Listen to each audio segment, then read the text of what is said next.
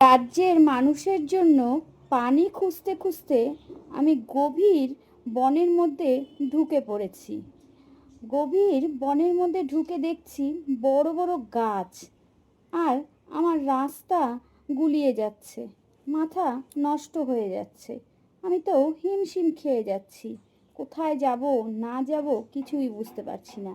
চতুর্দিকে শুধু গাছ আর গাছ, সবুজে সবুজ এই বনের ভেতরটা।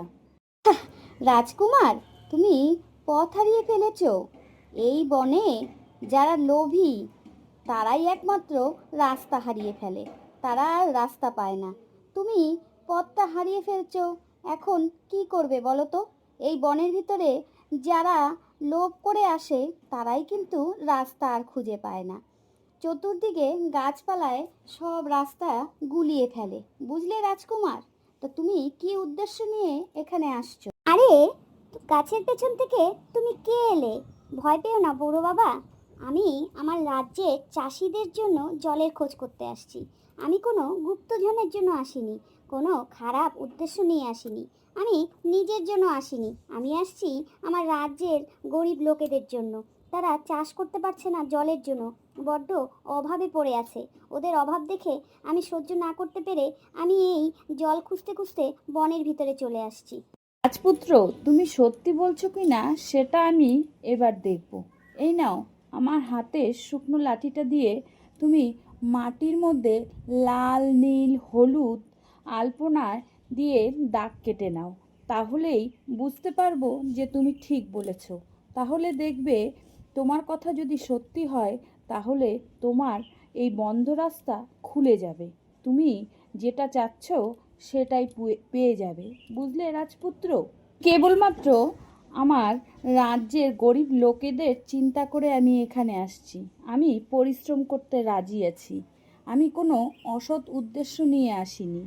এই নাও, লাঠিটা দিয়ে মাটিতে দাগ কাটতেই রাস্তা পুরো গাছপালা সবুজে ভরে গেল, সবুজ চারিদিকে সবুজ হয়ে গেল।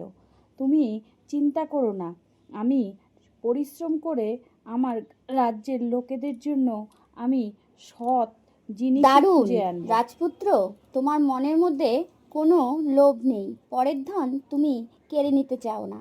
তার জন্যই তো তোমাকে পথ দেখিয়েছে, আর বুঝতে পেরেছে তুমি কোনো অসৎ উদ্দেশ্য নিয়ে আসোনি। তুমি মানুষের ভালোই চাও, মানুষের ভালোর জন্যই তুমি এখানে আসছো। তার জন্যই তোমার রাস্তা খুলে দিয়েছে। তুমি সত্যিই সৎ ব্যক্তি, সৎ মানুষ। খুব ভালো লাগলো তোমার এই সততা দেখে। দেখো বুড়ো বাবা, পাহাড়ের ভেতর থেকে রঙিন জল বেরিয়ে আসছে, আর এই জল আমার গ্রামের মানুষদের খুব কাজে লাগবে। অসহায় মানুষদের এই জল খুব কাজে লাগবে। ওরা সুন্দর এখন জল দিয়ে চাষ করতে পারবে। আর এই যে রঙিন জল ঝর্ণার মতো নাচছে, এটা দেখে আমি খুব খুশি হয়েছি। আমি যে গ্রামের মানুষের জন্য কিছু করতে পেরেছি, আমার রাজ্যের মানুষের এখন খুশি, এটা দেখেই আমি খুশি। আমার জোর করে বা জাদু দিয়ে কোনো কিছু পাওয়া যায় না। তুমি সততা আর তুমি ভালো মানুষ, তার জন্যই তুমি এটা পেয়েছো।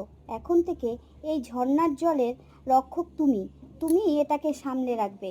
দেখবে কোনো লোভী মানুষের হাতে বা কোনো অসৎ মানুষের হাতে যেন এটা না পড়ে, তাহলে কিন্তু সেটা আবার শেষ করে দেবে।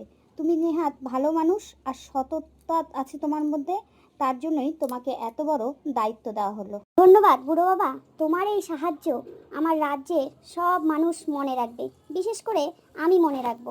কারণ এই সাহায্য তুমি আমাকে করেছো, এটাই আমি অনেক উপকৃত। আমি তো পথ ভুলে গেছিলাম, তুমি যদি না থাকতে তাহলে তো আর আমি পথ খুঁজেই পেতাম না।